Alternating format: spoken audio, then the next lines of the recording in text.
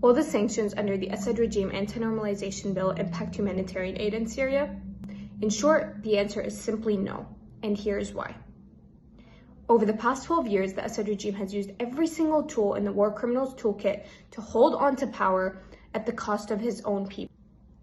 When a former military photographer, Caesar, smuggled photos of tortured and murdered civilians out of Syria, SETF pushed for the 2019 Caesar Syria Civilian Protection Act to implement sanctions on the Assad regime and its supporters responsible for what Caesar had witnessed inside Assad's prison and the dozens of other human rights abuses and atrocities committed against civilians.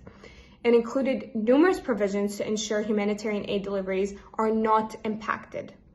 The reality is that the humanitarian crisis in Syria was produced and maintained by Assad himself. By manipulating the currency exchange rate, the regime steals nearly 51 cents of every dollar of international aid meant for Syrians. The regime also sells humanitarian aid on the black market and deliberately blocks them from reaching civilians in non-regime held controlled areas.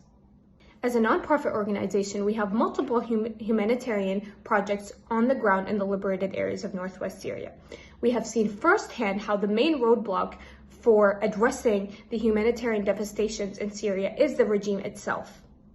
When the 2022 February earthquake hit the region, the Assad regime was not only blocking the aid that was reaching Damascus for reaching liberated areas, but it was also bombing these people that had just survived this devastating earthquake.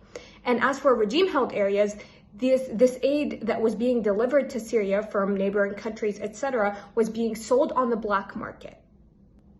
In the south, the regime and its allies have besieged the Ruqban IDP camp for 4 years and have not allowed for any humanitarian aid to reach these people in need only because they simply oppose his rule. As the Assad regime uses these opportunities and searches for new funding sources for its human rights violations, we have to act fast and penalize and block those who are willing to fund the bombing, killing, and torturing of Syrian civilians. The Assad Regime Anti-Normalization Bill will improve and expand the Caesar law to sanction regime members, family members of the Assad regime, foreign persons, and companies who are willing to engage in the violations of human rights abuses of Syrians.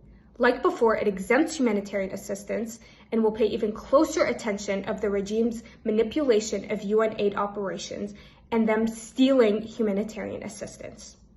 It will hinder the ability of the Assad regime and its allies stealing humanitarian aid that is meant for Syrians in need. This bill is important for accountability, justice, and a free Syria.